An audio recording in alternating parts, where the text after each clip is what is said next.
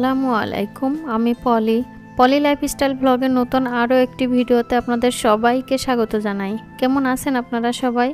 যে যেখান থেকে আমার ভিডিওটি দেখছেন আশা করি সবাই অনেক ভালো আছেন। আমরাও আপনাদের দোয়ায় এবং আল্লাহর রহমতে আলহামদুলিল্লাহ ভালো আছি।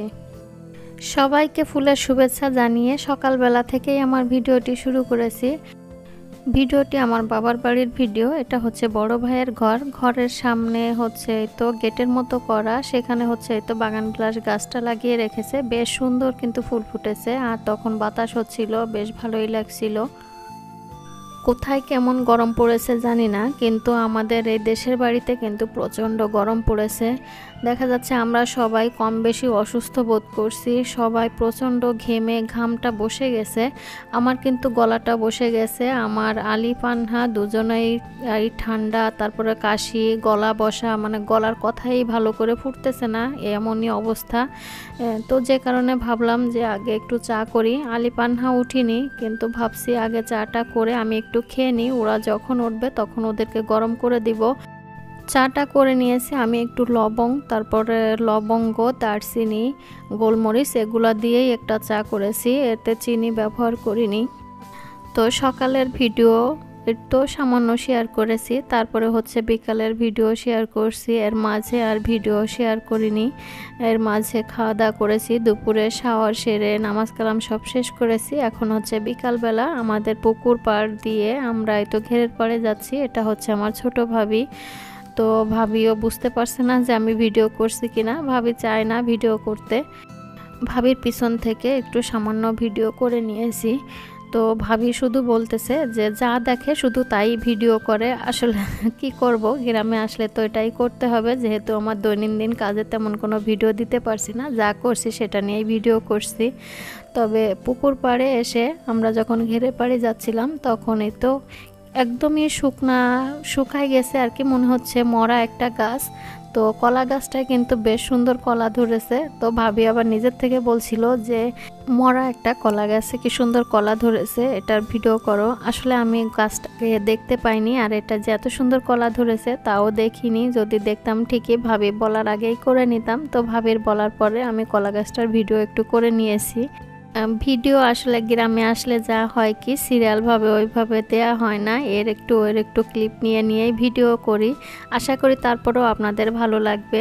তো যারা আমার ভিডিওটি দেখছেন তাদের কাছে আমি একটা রিকোয়েস্ট করি, প্লিজ ভিডিওটিতে একটা লাইক দিয়ে কন্টিনিউ করবেন। আর যারা নতুন আমার চ্যানেলে আজ প্রথম ভিজিট করছেন তারা চাইলে চ্যানেলটাকে সাবস্ক্রাইব করে পাশে থাকা বেল বাটনটি প্রেস করে আমার পাশেই থেকে যেতে পারেন। অন্যান্য দিন ঘেরের পাড়ি এসেছিলাম, কিছু সবজি তুলেছি, তারপরে তো কিছুটা সময় এভাবে কাটিয়েছি, আম মাখা খেয়েছি। আর আজকে এসেছি শুধু আম মাখা খাওয়ার জন্য। আসলে ফাঁকা জায়গায় বসে খেতে বাতাস হয়, ভালোই লাগে।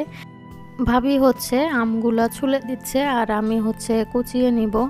তো আমের সঙ্গে যেগুলো দিয়ে খাওয়া হবে, একটা বড় কলার পাতা কেটে নিয়েছি, তারপরে পানি নিয়ে এসেছি আম ধোয়ার জন্য, মরিচ নিয়ে এসেছি, কাঁচা মরিচ, তারপরে হচ্ছে লবণ নিয়ে এসেছি।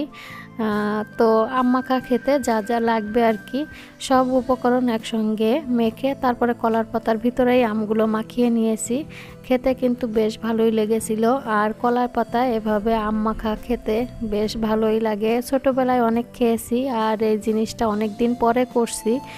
আর সেখান থেকে আবার কলার পাতা ছিঁড়ে মেয়ে দুইটাকে দিয়েছি, ভাইয়ের মেয়ে তানিশাকে দিয়েছি আর আমার আনহাকে দিয়েছি। ওরা কিন্তু কলার পাতায় করে আলাদা করে এই যে কলার পাতা ছিঁড়ে নিচ্ছে এক একজন করে, তাদেরকে কলার পাতা দিয়েছি আর বাকিটা মাখানো অবস্থায় আমি আর ভাবি খেয়ে নিয়েছি।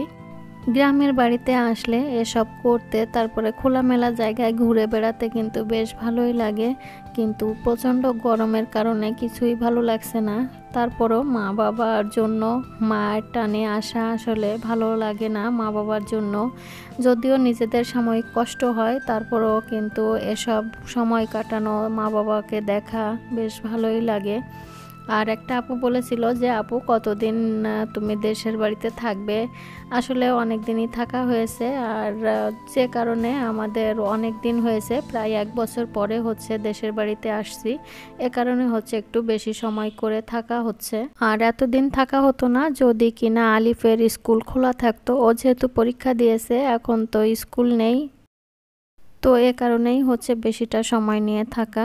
এরপরে সন্ধ্যার নাস্তাতে চলে এসেছি। সবাই সুস্থতা কামনা করে শেষ করছে আমার আজকের ভ্লগ। আল্লাহ হাফেজ, আসসালামু আলাইকুম।